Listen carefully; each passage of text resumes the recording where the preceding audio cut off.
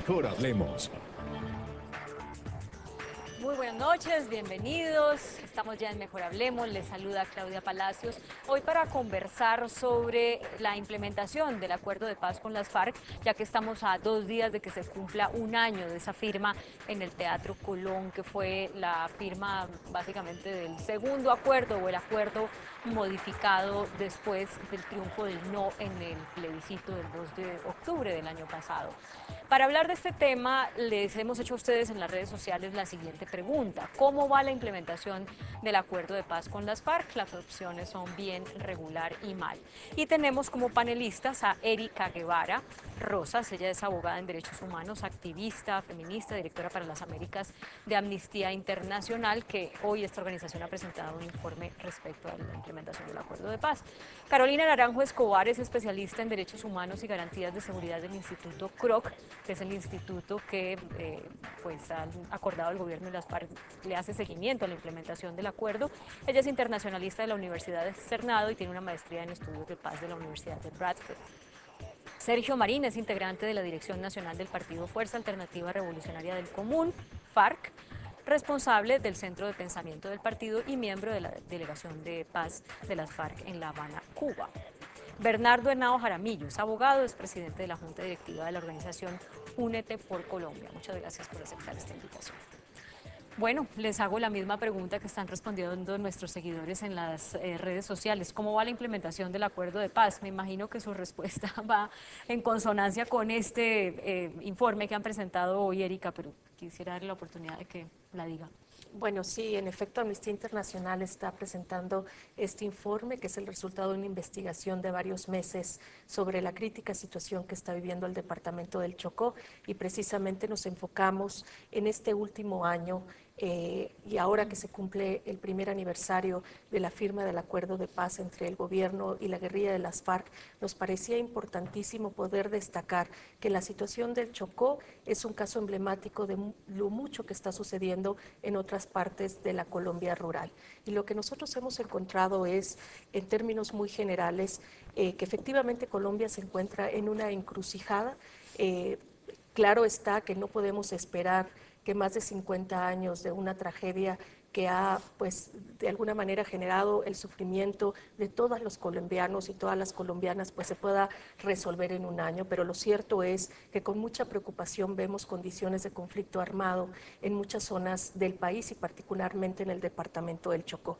Con la desmovilización de las FARC se ha creado un vacío que lamentablemente el Estado no ha podido reemplazar, y son otros grupos armados que se están reconfigurando y reorganizando, grupos paramilitares, grupos de la guerrilla del ELN, que están tomando control de los territorios y generando condiciones de guerra en muchas de las comunidades del Chocó. O sea, ¿usted diría que el acuerdo, la implementación del acuerdo va regular o mal? Pues para las comunidades, sobre todo de pueblos indígenas y afrodescendientes, la implementación no ha sido una realidad y no ha tenido un cambio significativo en la vida de las personas. Carolina Naranjo. Bueno, muchas gracias por la invitación. El Instituto CROC tiene el mandato de hacer el apoyo técnico al seguimiento de la implementación de los acuerdos de paz en toda su integralidad. Nosotros acabamos de entregar el primer informe comprensivo del acuerdo, y en ese informe destacamos un par de cosas, teniendo en cuenta además que tenemos una base de 34 acuerdos de paz en nuestra, digamos, en nuestra universidad, con la cual podemos comparar y también hacer seguimiento a esas dinámicas y patrones que se dan en la implementación de corto, mediano y largo plazo. Entonces, básicamente lo que estamos diciendo es que a nivel de implementación de corto plazo, el acuerdo colombiano presenta unos resultados positivos a nivel comparativo, particularmente en lo que respecta a los temas de acantonamiento, cese al fuego, dejación de armas y todos aquellos mecanismos que estableció el acuerdo para verificar, monitorear y hacer seguimiento al mismo. O sea, por ese lado, bien. Sin embargo, obviamente hacemos énfasis en 4 grandes temas sobre los cuales instamos a las partes a que sean abordados y sean solucionados de la manera más pronta.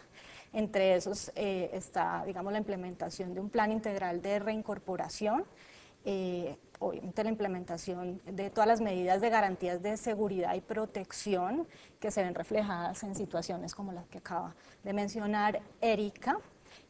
Agilidad en la implementación normativa y legislativa, particularmente en lo que se refiere a la JEP, y por otro lado, digamos, a finalizar la implementación de amnistías. Y finalmente, el acuerdo, el plan marco de implementación, que es el instrumento de política pública para poder implementar todo el acuerdo. Sí. Entonces, digamos que en conclusión, hay obviamente aspectos positivos que rescatar. Nos encontramos en una fase de transición entre aquellas medidas de implementación de corto a mediano plazo, que son mucho más complejas, y esas pues tienen unas alertas que estamos resaltando. Sergio Marín, ¿bien regular o mal la implementación del acuerdo en este año? Yo creo que tendríamos que decir que en general mal.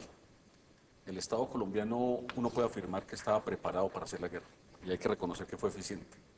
Pero lo cierto, lo que ha demostrado este año de experiencia de implementación es que este Estado no estaba preparado para la paz.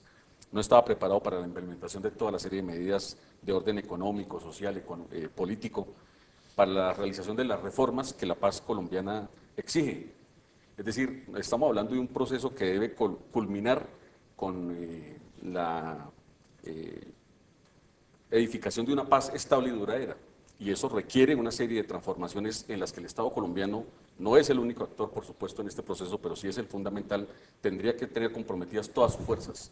Y cuando hablamos del Estado colombiano, por supuesto, no nos referimos únicamente al Ejecutivo, nos referimos también al Legislativo, al Poder Judicial y, en últimas, al conjunto de las instituciones que conforman el aparato del Estado colombiano. O sea, si fuera a calificar al gobierno, ¿cómo lo calificaría? Si fuera solo gobierno, no el Congreso, gobierno, el Ejecutivo. No el Bueno, pues en el Ejecutivo también tendríamos que diferenciar entre lo que es el poder central y lo que son los poderes regionales, departamentales y municipales. Es probable que en el caso del presidente de la República haya una voluntad, digamos, de avanzar, pero no se ve esa misma voluntad en el resto de las instituciones del Estado colombiano. Y eso dificulta, por supuesto, entraba el desarrollo de este proceso y en particular en términos de la necesidad de que el Parlamento colombiano garantice, digamos, que lo que se aprobó en La Habana, lo que se acordó en La Habana, se logre plasmar en normas y en una serie de decretos, etcétera, que le den vida real a lo que ahí está firmado, pues ese compromiso no se ha visto. Bernardo Henao. Yo diría que muy mal. Y digo muy mal porque lo que mal comienza, mal termina. Nosotros tenemos que entender que todo el proceso que se siguió en La Habana, pues obviamente generaba una expectativa muy grande y había mucha ilusión de que se llegara a unas soluciones en la paz que se quería conseguir en todo el estamento colombiano. Pero desafortunadamente lo que allí se convino y la forma como pretendió llevar el gobierno a colación cuando decidió someterlo a la aprobación de un plebiscito, comenzó mal ahí cuando no se respetó la voluntad de un plebiscito. El plebiscito, todos los colombianos se expresaron de una manera categórica cuando el señor presidente decidió someterlo y quedó por completo que la voluntad popular no fue escogida. Después se inventaron muchas maniobras que podríamos referirnos a ella, pero es el famoso fast track y mucha serie de normas que se construyeron para poder buscar, pero la peor de todas fue el mecanismo que se siguió en el Colón para buscar la refrendación del Congreso. O sea, el Congreso no era la vía para refrendar ese tema. Y cuando quedó mal... Pero permítame un momento, porque hoy estamos enfocando el programa es en la implementación del acuerdo, no si, si las personas están de acuerdo o no con el acuerdo, porque pues esa ya es otra discusión. En materia de la implementación del acuerdo, quienes no están a favor, como percibo que es su caso, no estamos a favor. como percibo que es su caso, ¿qué es lo que están viendo? ¿Que va bien, regular o mal? Nosotros podemos abonarle al proceso la dejación de unas armas, 7.000 largas armas que se entregaron. Siempre en todo proceso, cuando se entrega un arma, uno tiene que ver que esa parte de la implementación es bien. Pero también vemos con suprema preocupación que hoy mismo, frente a lo que se están diciendo, en aquellas zonas donde también era una parte positiva que uno podía comentar que se diera al respecto, como fue que estas personas se desmovilizaran y llegaran a unas zonas, hoy vemos que se comenta que el 55% abandonaron esas zonas. Y entonces nosotros, la sociedad civil, nos preguntamos hacia dónde fueron esas personas. Bueno, miremos sobre estas críticas, sobre todo que hemos venido escuchando en los últimos días, ¿qué responde la Oficina del Alto Comisionado para la Paz, el señor Rodrigo Rivera? A él le preguntamos si estos informes que han entregado Amnistía Internacional, el Instituto Kroc y esas críticas pues tienen fundamento o no, si están de acuerdo o no, y cuál es la opinión de él frente a esas críticas. Vamos a escucharlo. Bueno, en estos sitios que antes se llamaban zonas veredales de concentración y ahora espacios territoriales de capacitación y reincorporación, se han construido en tiempo récord verdaderas ciudadelas para recibir a la población de FARC que iba a entregar las armas y que ahora inicia un proceso de reincorporación. En todos estos sitios hay agua potable, hay energía eléctrica, hay tratamiento de aguas servidas y de basuras, hay conectividad a través de internet y de telefonía, hay alojamientos que hemos construido y hay áreas comunes como de multipropósito para objetos de educación, de entrenamiento o de reuniones que sostenga la comunidad. Quiero que usted, Sergio, que pertenece al partido FARC y ha estado en esas zonas de agrupamiento, hable de lo que acaba de decir el comisionado. Bueno, yo creo que llamar ciudadelas a esos experimentos tiene que ver un poco con lo que yo te decía anteriormente. Digamos, el Estado colombiano, uno entendería que debería haber estado preparado para garantizar lo que Carolina llamaba acantonamiento, que nosotros llamamos agrupamiento, y a lo que en algunos escenarios llaman desmovilización, que nosotros llamamos reincorporación. De aquí no estamos hablando únicamente de una fuerza armada que abandona efectivamente la tenencia de las armas que están en su poder, que hay que reconocer que cumplimos. Cuando hablamos, entre otras, de implementación, habría que diferenciar entre lo que le correspondía a las FARC y lo que le correspondería al Estado colombiano.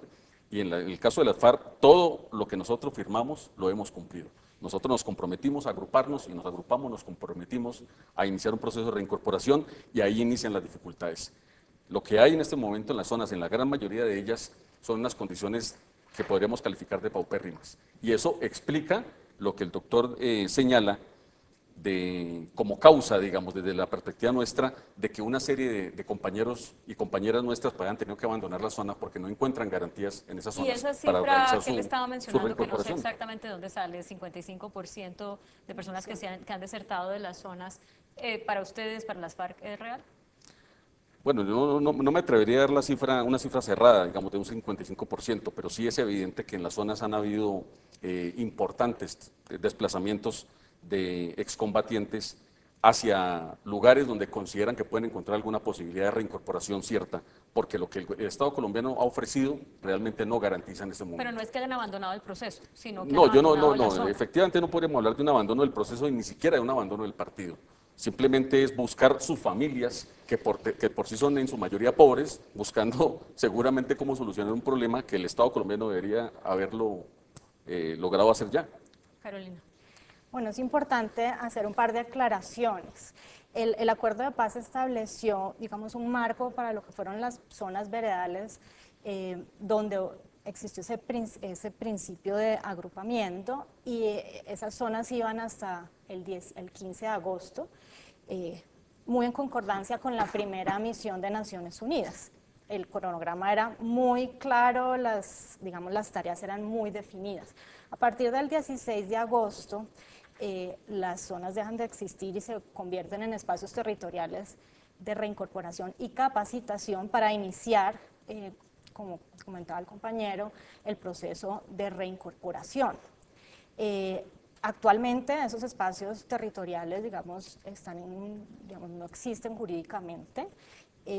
La misión de Naciones Unidas que inició, digamos, a hacer la verificación de los temas de reincorporación y garantías de seguridad sobre las cuales se expresó el representante Jean Arnaud, pues digamos que tienen la obligación de hacer seguimiento a esos temas y de ahí salen esas cifras de cuántos excombatientes continúan en los espacios territoriales.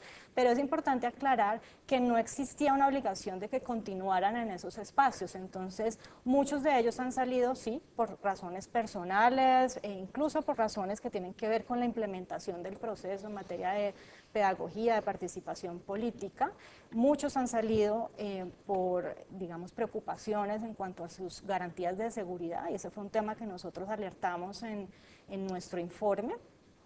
Y hay otros que, digamos, no se sabe cuántos son. Pero es un porcentaje normal para cualquier proceso de paz, ese nivel de disidencia o de personas que buscan en unos mecanismos distintos a los convenidos dentro del acuerdo rehacer su vida en la vida civil. Okay. Primero te aclaro que el 55%, no podemos decir que el 55% son disidentes. Han salido de los espacios territoriales por diferentes razones. Algunos pueden ser disidentes, otros irán por temas personales, y eso lo mencionó el representante de la ONU.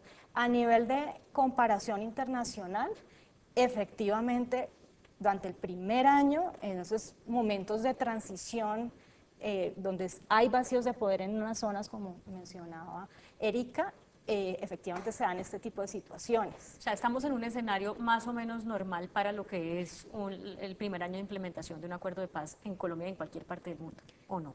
Estamos en un escenario normal donde hay vacíos de poder, donde hay grupos que tratan de copar esos vacíos de poder, donde hay excombatientes que salen del proceso por diferentes razones.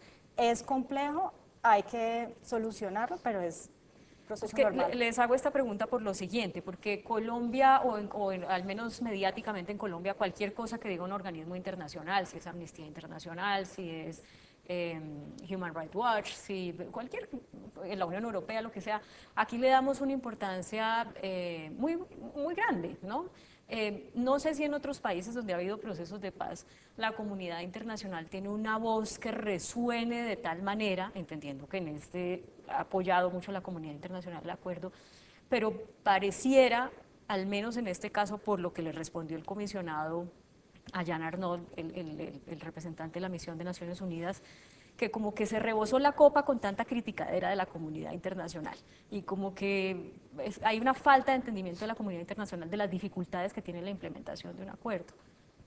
Bueno, sin duda alguna la implementación de un acuerdo tiene sus complejidades, sus dificultades. Estamos hablando de más de 5 décadas de conflicto armado, de comunidades que han sido expuestas a las peores atrocidades y a las violaciones de los derechos humanos, pero también es cierto que ha habido un abandono histórico de muchas de estas comunidades, un abandono que se representa en las limitaciones al ejercicio de los derechos más básicos, a la salud, a la educación, al trabajo, a la alimentación. Y es cierto que la esperanza que tienen estas comunidades de que la implementación del acuerdo pueda empezar a verse en un cambio significativo en sus vidas, representa una presión importantísima para el Estado, pero el Estado es garante y tiene la obligación de la promoción y la defensa de los derechos humanos de todos sus habitantes, independientemente del contexto en el que se encuentre.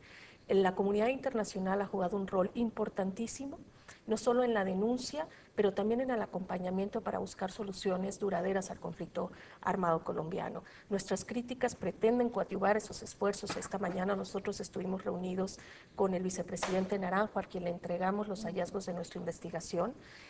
No hay ninguna negación por parte de las autoridades del gobierno de que en realidad esto está sucediendo y que hay muchas comunidades en la Colombia rural que siguen enfrentadas a un contexto de conflicto armado.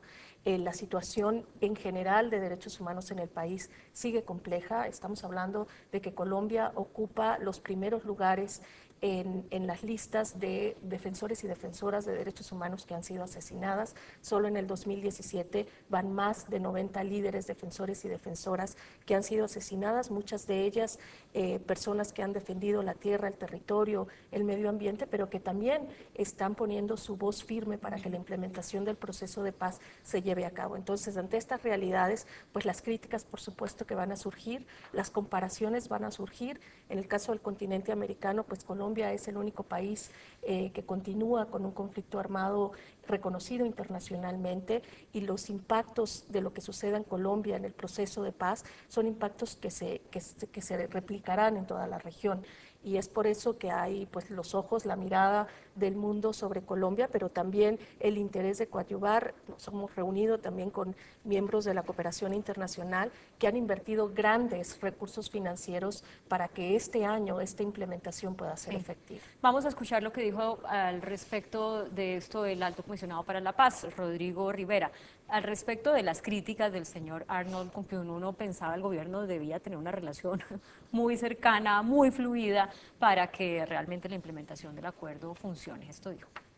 Eso me parece gravísimo, desafortunado, y francamente yo no lo entiendo proveniendo del señor Arnaud, que conoce la información, que conoce el proceso, conoce que este proceso se acordó para que en un plazo de 2 años recibieran estas rentas, se permanecieran en estas zonas, pero pudieran también salir de allí y estuvieran preparándose para finalmente recibir sus aportes para proyectos productivos, cosa que debe ocurrir cuando estén listos y no antes de tiempo. Ahora, ¿qué es lo que está pasando? Estamos atrapados en un ciclo electoral, un ciclo político.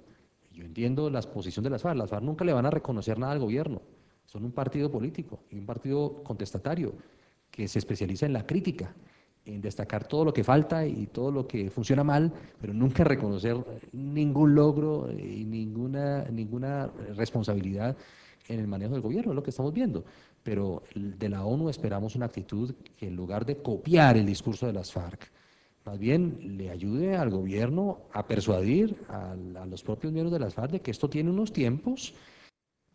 Muy dura la frase. Él está acusando a Naciones Unidas de estar copiando el discurso de las FARC, y esto es muy paradójico, Bernardo, porque quienes no han estado de acuerdo con el acuerdo de paz critican al gobierno porque la implementación está mal, pero quienes hacen parte del acuerdo, que son las FARC, también critican al gobierno porque la implementación está mal. O sea, por fin se pusieron de acuerdo los antiproceso con las FARC.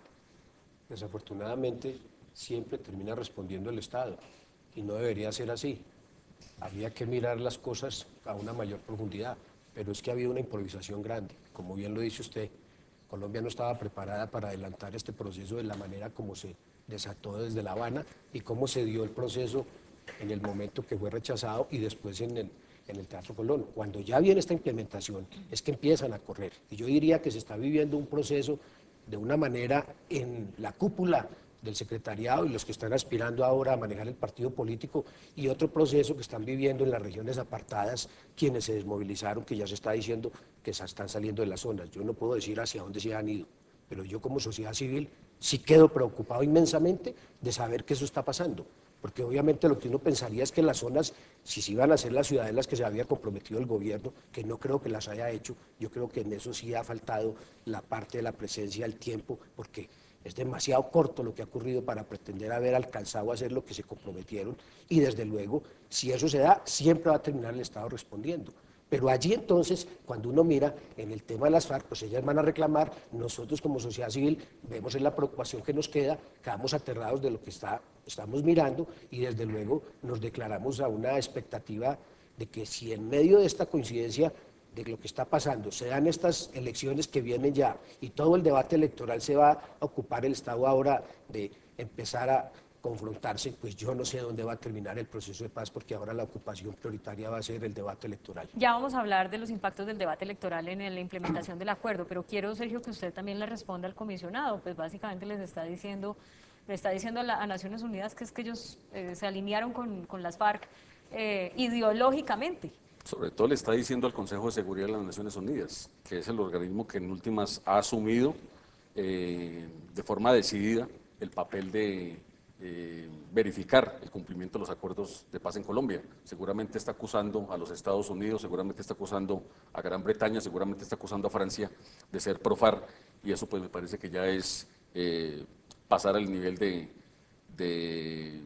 como el chiste, ¿no? La discusión política. Pero ustedes eso no es cierto. ¿Ustedes sienten que la ONU tiene una afinidad más con ustedes o con las preocupaciones de las FARC? Bueno, a nosotros nos parece que la ONU está cumpliendo un papel rescatable en el sentido de tratar de mirar objetivamente el escenario. Yo creo que nadie podía pensar que en un año se pudiera cumplir todo lo que estaba acordado.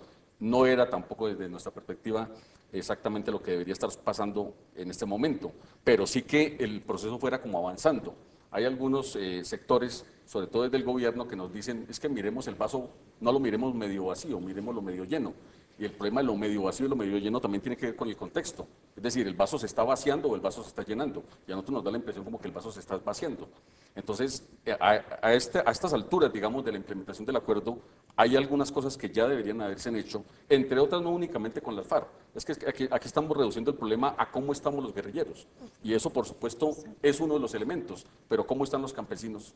¿Cierto? Hay un tema fundamental del acuerdo de paz que es distribuir la tierra entre el campesinado pobre de este país. Y los campesinos en Colombia siguen esperando que el Estado colombiano tome medidas relacionadas con la distribución, la entrega de 10 millones de hectáreas. Ya a estas alturas sobre eso deberían haber avances y realmente no vemos absolutamente nada. Y en el tema particular de los cultivos ilícitos, el Estado insiste en continuar las fumigaciones y las erradicaciones forzadas cuando las comunidades campesinas en Colombia han venido cumpliéndole también al proceso de paz, firmando acuerdos con el Estado para iniciar un proceso gradual y voluntario. Ahí hay muchas de cosas, ¿no? sustitución. Y nosotros lo hemos mostrado en los informes, en el noticiero, no todas las comunidades aceptan esas ofertas que les hace el gobierno y la erradicación forzada está dentro de lo convenido en el acuerdo de La Habana, o sea que no es que se está haciendo por fuera del acuerdo. Pero la erradicación se supone que es, y nosotros siempre nos opusimos a eso, se supone que es un mecanismo que se utiliza si las comunidades se niegan a realizar la sustitución voluntaria. Pero cuando las comunidades han firmado esperando que lleguen las carreteras, esperando que llegue la electrificación, esperando que lleguen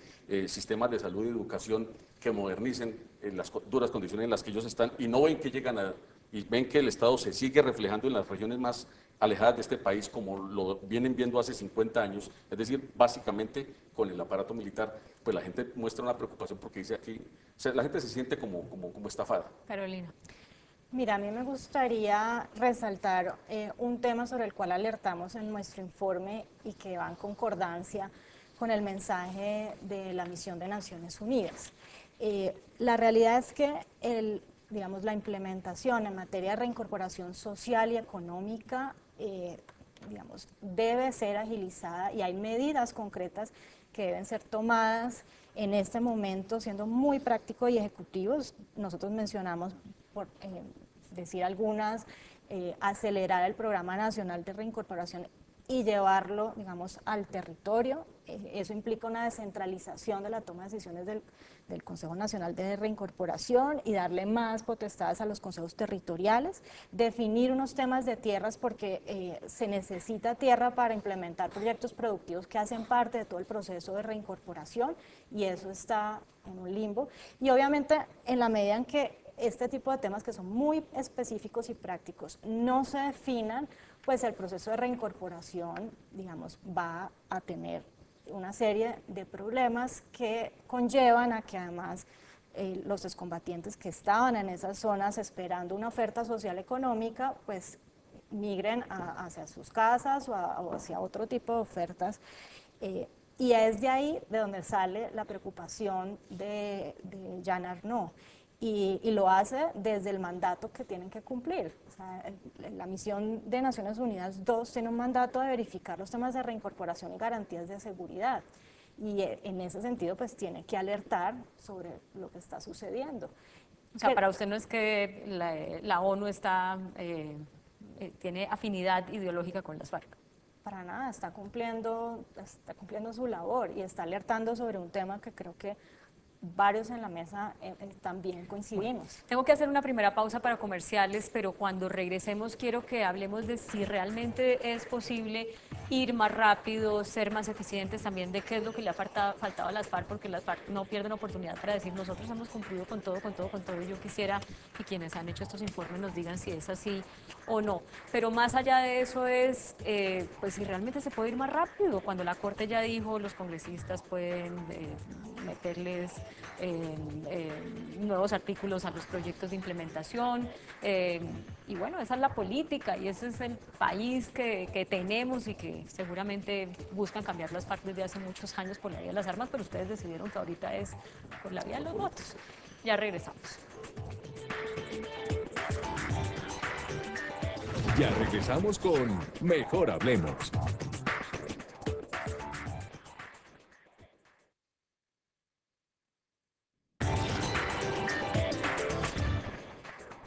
Bueno, seguimos en Mejor Hablemos conversando sobre este primer año de la implementación del acuerdo de paz con las FARC, las dificultades que ha habido, los diagnósticos, y quería que empezáramos este segmento con usted, Sergio, porque mucha gente ha hecho el siguiente análisis. Bueno, a las FARC, bienvenidas a este país, a cómo son las cosas. El Congreso se demora, eso es parte de la democracia, ustedes ya aceptaron un sistema democrático, entonces no vengan ahora a decir que porque las cosas no fluyen al ritmo que ustedes quisieran, pues entonces hay que...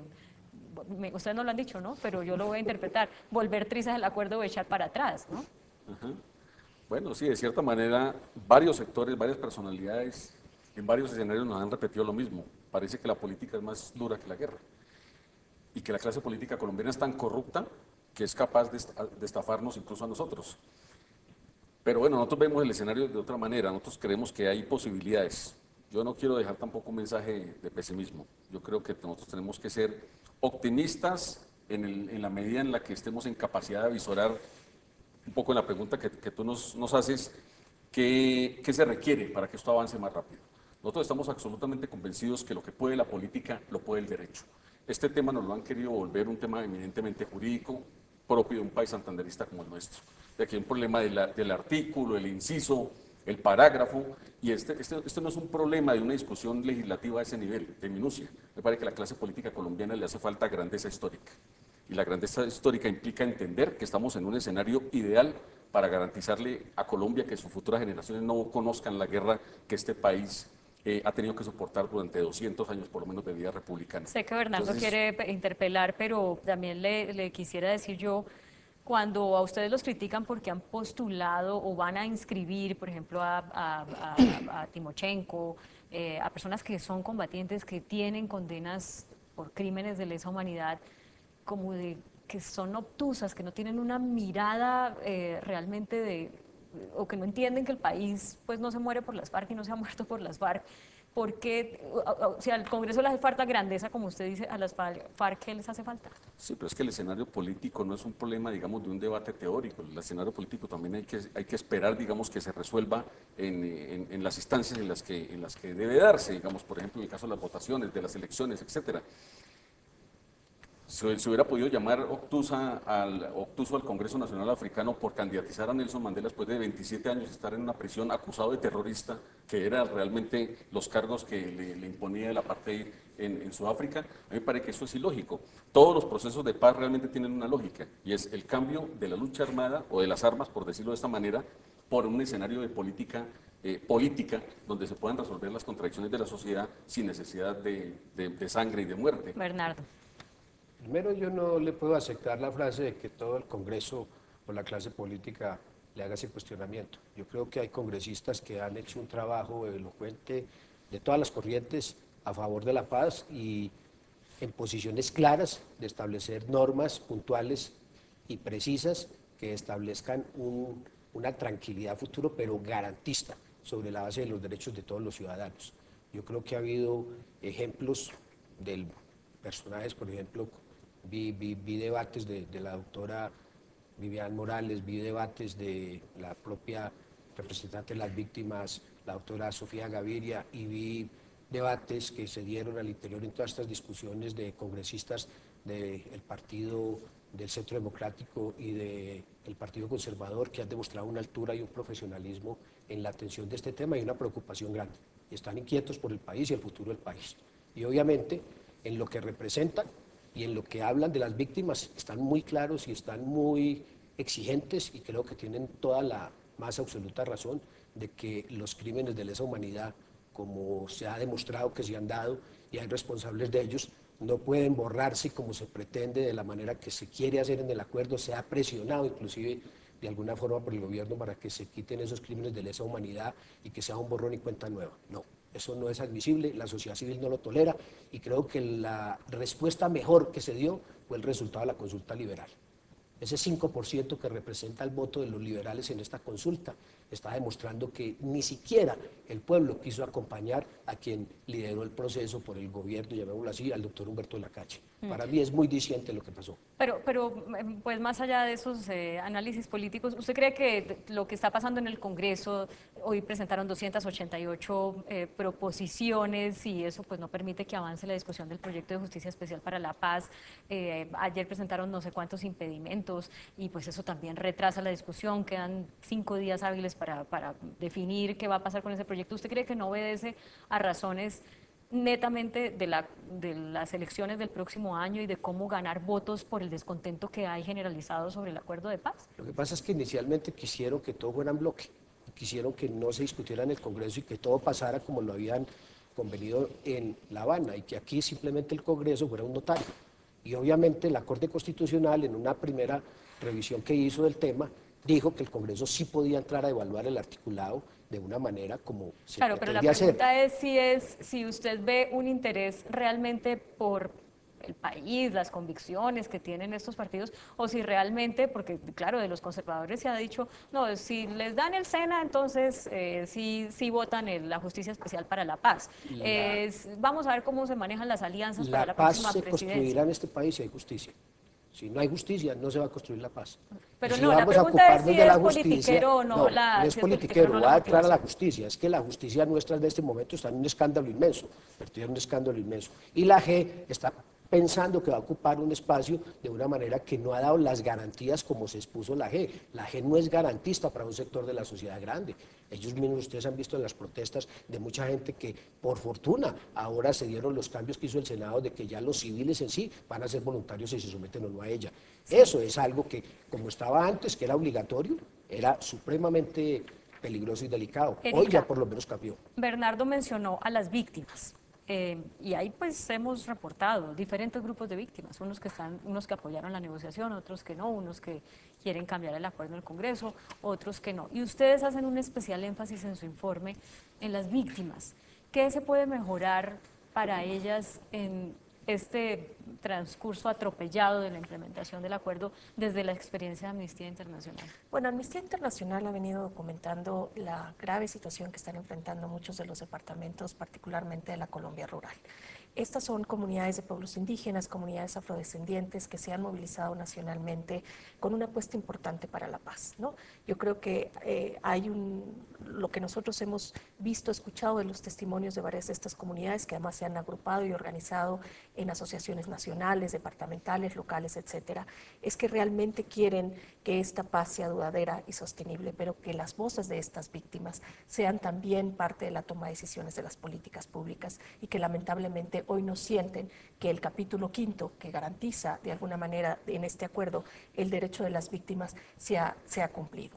Eso por un lado. Y por otro lado, todos los mecanismos de protección, tanto de lo individual a lo colectivo de las comunidades y sus líderes, lamentablemente están casi en cero en términos de la implementación. Las comunidades siguen enfrentadas a una situación de violencia. En el caso del departamento del Chocó, o de Nariño, o de Cauca, o Valle de Cauca, se encuentran en una situación de conflicto armado, con grupos que se están reconfigurando de manera que el Estado no solo no puede llegar por razones hasta de seguridad, pero simplemente porque no ha habido la capacidad o quizás la voluntad política de los gobiernos departamentales para realmente empezar a restituir los derechos de estas víctimas. Amnistía Internacional tiene mucha claridad, tenemos más de 50 años de experiencia en muchos países que han pasado por procesos de paz, posconflicto, justicia transicional, que la verdad, la justicia, la reparación y el derecho a no repetición de las comunidades que han sido azotadas por el conflicto tiene que ser el centro de la implementación de cualquier acuerdo de Esas paz. falencias respecto a las víctimas, a las nuevas víctimas, porque desafortunadamente tenemos que reportar cada día asesinatos de líderes sociales y hay cifras de todo tipo, unos dicen que van 80 en el año, en fin. Y ya dijo hace unos días, no recuerdo qué organismo, que sí hay sistematicidad en la muerte de todas estas personas. ¿Eso es una falta de capacidad del gobierno para brindar esa protección o es que realmente imposible protegerlas para que esto no pase? Bueno, yo no diría que es imposible protegerlas. Diría que justamente, digamos, el capítulo que trata de garantías de seguridad aborda desde el acuerdo una serie de medidas de seguridad, protección y justicia que abordan el centro del problema que ha vivido Colombia durante mucho tiempo. Y esto pues se evidencia obviamente en los asesinatos de líderes sociales, que no es un tema, digamos, nuevo en Colombia. Digamos que lo que preocupa actualmente, eso lo abordamos en nuestro informe, son justamente los perfiles de esos líderes que están siendo asesinados, que en muchos de los casos tienen un rol clave en la implementación del acuerdo. Estamos hablando de líderes que trabajan temas de restitución de tierras, reparación de víctimas, sustitución de cultivos ilícitos, inclusive la agenda de género. Y más adelante probablemente los temas de participación política y de verdad. Entonces, digamos que el llamado de la atención ahí y lo que estamos instando, digamos, al gobierno es a poner el foco en esas medidas que ya están en el acuerdo, medidas muy concretas para fortalecer los mecanismos de protección individual y colectiva, el ajuste del sistema de alertas tempranas, los mecanismos de seguridad y autoprotección comunitarios que ya existen pero que necesitan ser fortalecidos, por ejemplo, para comunidades étnicas, y los mecanismos de justicia que garanticen que no hay impunidad para esos crímenes. Pero se puede hacer, digamos, hay el personal, la capacidad logística, el presupuesto para brindar, para cumplir lo que se pactó en materia de ofrecer seguridad a los líderes sociales y a los desmovilizados. Pues mira, se deben hacer tres cosas. Uno, agilizar, digamos, la implementación normativa, lo que implica cada una de estas medidas. Dos, designar los recursos necesarios para que el Estado llegue a estas comunidades rurales, que es probablemente uno de los principales retos. Y cuarto, obviamente, tener personal calificado que llegue, que haga que el Estado de Derecho realmente llegue y cope en esos territorios con oferta institucional. Ese, digamos, es el camino. Ahora, hay que poner un poco de voluntad política para que estas medidas se implementen con celeridad. Bueno, vamos a ver cómo han respondido nuestra pregunta en redes sociales, quienes han participado en ella. Tenemos hasta el momento 1.500 votos, miremos los resultados, 1.800 votos me informan, miremos los resultados. 8% de quienes participan dicen que la implementación va bien, 32% que va regular y 60% que va mal. Cuando regresemos vamos a hablar del otro tema que había quedado pendiente. ¿Las FARC sí están cumpliendo, como dicen? Ya volvemos.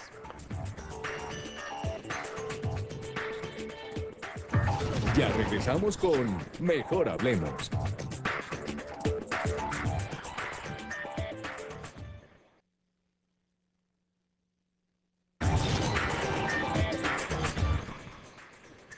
¿Están cumpliendo las FARC, sí o no? Voy a empezar con ustedes. Ya que ustedes en el Instituto Kroc, Carolina, son los que han hecho ese seguimiento, creo yo, más detallado. Nuestro rol es de apoyo técnico a las dos partes, al gobierno y a las FARC, y en ese sentido, digamos, no hacemos un balance de quién está cumpliendo o no, sino hacemos un balance de qué tan avanzadas están las acciones. Podría decirte que en este momento hay un 17% de acciones efectivamente implementadas y en total 45 que han dado inicio. 45%. 45%. Yo instaría más bien, porque tu pregunta, digamos que en un escenario de polarización tan fuerte, nos lleva de nuevo digamos, a polarizar respuestas sobre quién es el bueno o el malo en la implementación. Y creo que eso no nos ayuda en un escenario de reconciliación. Pero bueno, se la voy a poner de otra forma. ¿Las FARC podrían hacer las cosas mejor en esta etapa de implementación? Yo lo que rescato, y lo estamos rescatando como instituto, es la disposición de ambas partes a solucionar los problemas que se están dando, a seguir dialogando, a seguir reuniéndose en la CECIBI, y en ese sentido puedo constar que, digamos, hay una disposición de las FARC de seguir construyendo y solucionar los temas de la implementación, sí. Pero no voy a calificar quién está cumpliendo o no. Erika.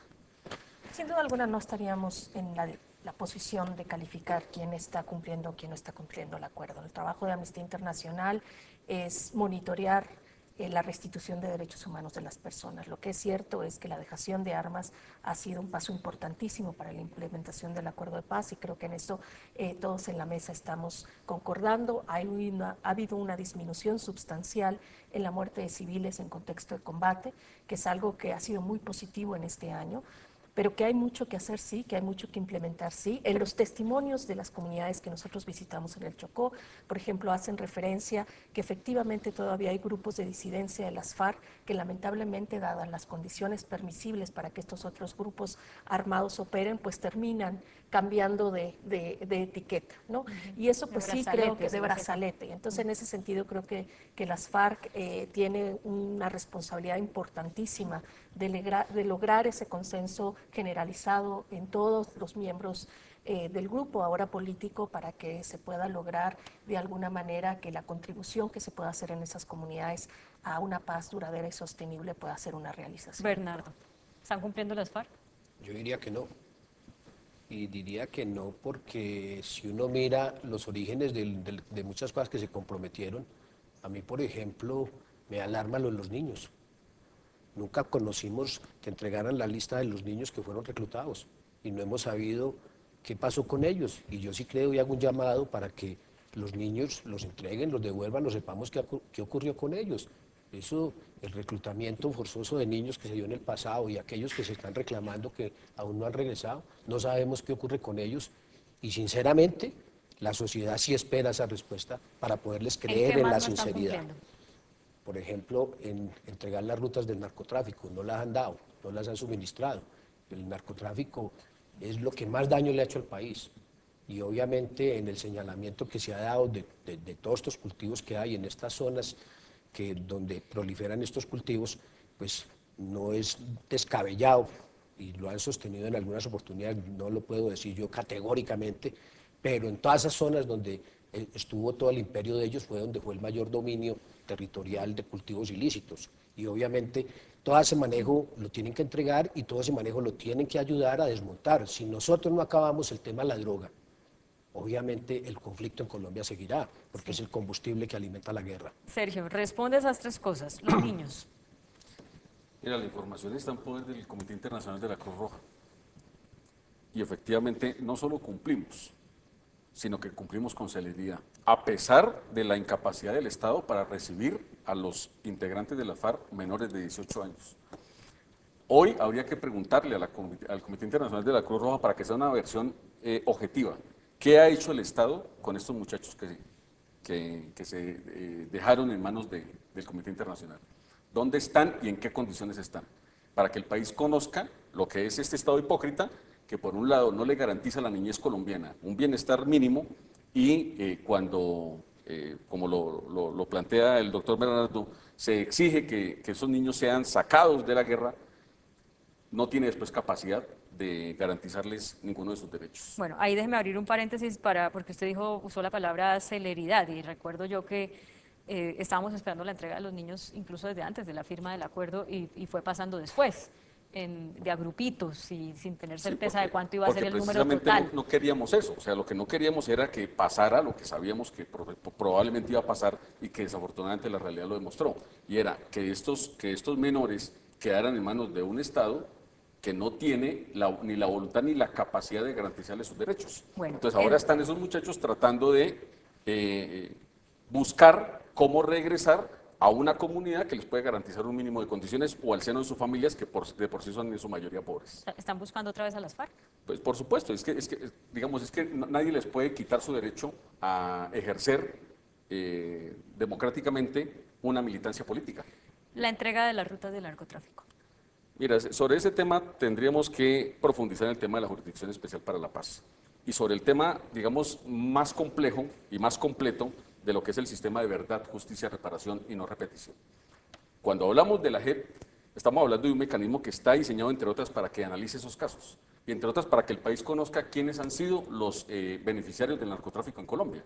Porque, por ejemplo, se habla de las rutas del narcotráfico y habría que esperar que objetivamente un tribunal determine quiénes han sido Pero perdóneme, Sergio, los que se han beneficiado del asunto. mucha gente no tiene confianza en el acuerdo por decisiones que las FARC han tomado, como seguirse llamando FARC, como poner como sus listas al Congreso a personas que tienen la peor fama dentro de las FARC, los peores delitos, y porque hay un aumento, una explosión de cultivos de narcotráfico, y no sería más inteligente de parte de las FARC, digamos, entregar esas rutas y no esperar a que la JEP, todo lo que usted está diciendo, para que realmente la comunidad empiece a creer en que valió la pena es que el acuerdo? Se está partiendo de que existen unas rutas, por eso se necesita un tribunal independiente que juzgue eso. Habría que analizar, entre otras, cuáles son las razones de los sectores que se oponen a que la Jurisdicción Especial para la Paz entre a funcionar con plena autonomía y entre a funcionar con total poder para determinar las causas del conflicto, los actores del conflicto. Es cierto que ustedes no han entregado las rutas, No, ni media ruta. Para la ruta del narcotráfico hay que preguntarle a los urabeños, hay que preguntarle a los expresidentes que aparecen en las listas del Departamento de Estado como narcotraficantes, hay que preguntarle a la clase política de este país que se ha enriquecido con el narcotráfico. Última pregunta para cerrar por lo que planteó Erika. ¿Por qué no tienen ustedes más poder para evitar las disidencias? O sea, si por tantos años tuvieron ese poder ideológico, no por las armas, que es lo que ustedes argumentan, sino ideológico para reclutar todas estas personas, ¿por qué no pueden explicarles lo mismo para que esos disidentes conserven el optimismo del que usted está hablando ahora, de que, bueno, hay que insistir y vamos adelante? Primero, yo creo que es real que la inmensa mayoría de los excombatientes están con la causa de la paz.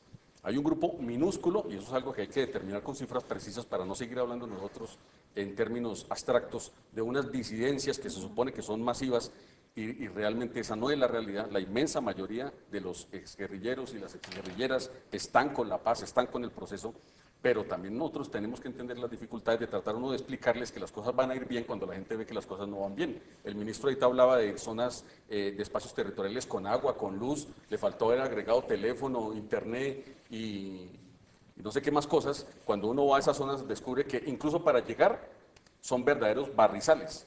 Ni siquiera las carreteras las han garantizado. Se me acaba el tiempo, tengo que despedir, pero quiero muy brevemente que cada uno me diga, siendo realistas, todas estas dificultades pues no se van a solucionar de la noche a la mañana, no solamente porque al gobierno le queda muy poco capital político, porque viene una contienda presidencial que hace que el acuerdo polarice aún más de lo que ha polarizado los últimos 5 años, sino porque la situación económica está mal. No hay recursos que abunden para muchas cosas, entre esas la implementación del acuerdo.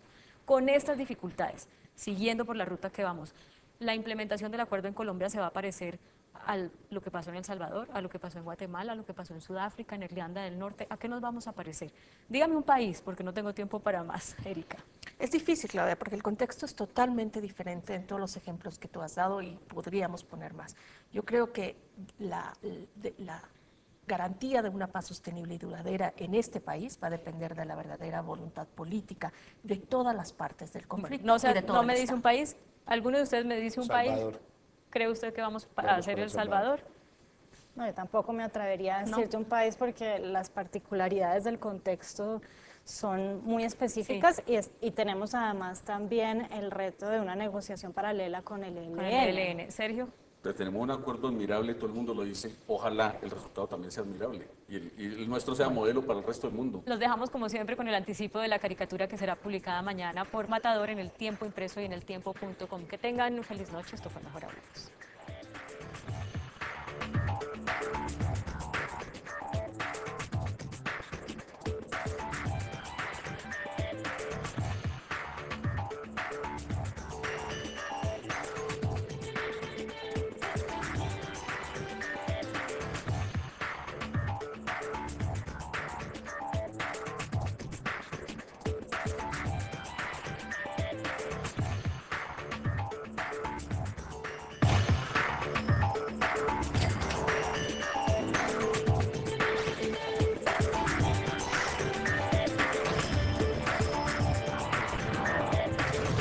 Mejor Hablemos.